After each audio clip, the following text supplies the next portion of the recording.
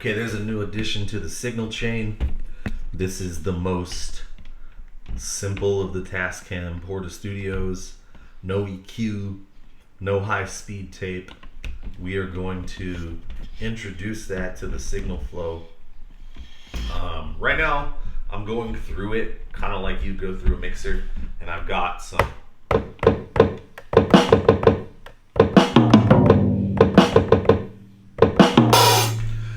drums, Wave Bakery analog drums, and so I'm going to record a drum patch, and then we're keep it real simple. I'm coming out of the back of the MPC One Plus in stereo, going into both inputs at the same time of the Porta 02, and I've got them volume matched on both channels. So I'm gonna record a little drum sequence, and then we will turn it into some kind of loop and hopefully make something fun and interesting with it. And then I'm gonna bounce it down to the Porta 02 and just see if we get some of that nice tape flavor.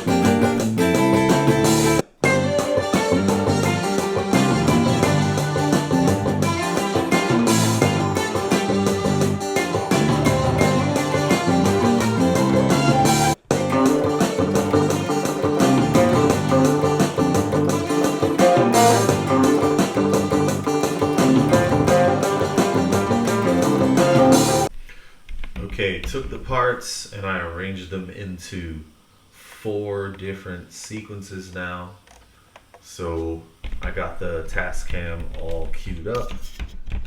And what we're gonna do is I'm just gonna record into the Tascam, and then we'll listen to it all nice and saturated. So here's a little snippet of what it sounds like now.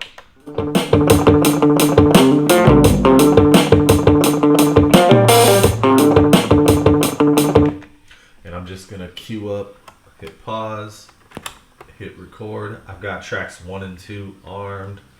I'm gonna turn on a count for record and play on the MPC One Plus. There we go. And all right, here we go.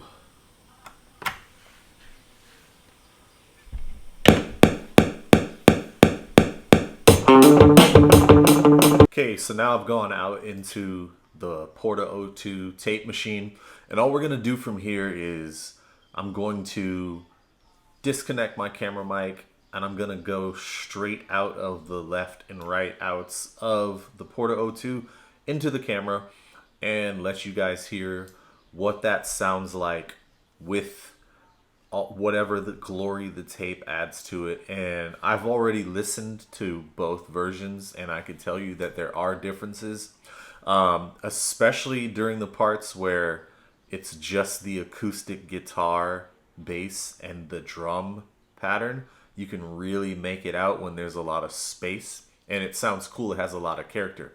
So I'm going to disconnect and then plug in the camera mic, and you guys tell me if you could hear any difference in the camera, because I definitely could, but I'm not going to tell you guys exactly what it was that I heard. Overall, I think this was a great purchase. I ended up paying about $150 for this thing. It's in great condition, great working condition. It's the simplest version of these Porta Studios you can get, and you can. There's quite a few of these that I found. The ones that were cheaper than this didn't seem like they were in good condition, and then there were some that were more expensive than this, but this came with the power adapter. It came with the original booklet. So overall, I'm happy with this purchase. I also got a bunch of tapes. Check out this tape haul. Got a bunch of these nice high bias tapes. This takes me back because the first dedicated recording device that I ever had was obviously one of these 4-tracks. Before that, I would just kind of make these loops into a tape machine. Like me and my older cousin started to do it when I was about 5 years old. So we were making music. He was only 6. I say older, but yeah. And we were making music for years like that. And then I got the cheapest version of this, which it's later than this. It was silver. I forget what it's called. I think it's called like the PF01 or something. I got that thing when I was in like the 10th grade or something like that, and started recording myself and my band. So this workflow kind of takes me back, this simplified thing. Obviously, I got the MPC One Plus now, and gonna do some other experiments going into this thing from the Tascam Model 12 mixed. Gonna do all kinds of experiments with this. I like the way that it sounds. I'm also, the music that I was planning to release, I actually waited until this thing showed up so that I could pass the song through this back into the DAW and see what kind of nice compression and saturation I could get by overloading it a little bit. So that'll be up soon. But let's take a listen to the song. I've already rambled longer than I wanted to. But thank you for watching.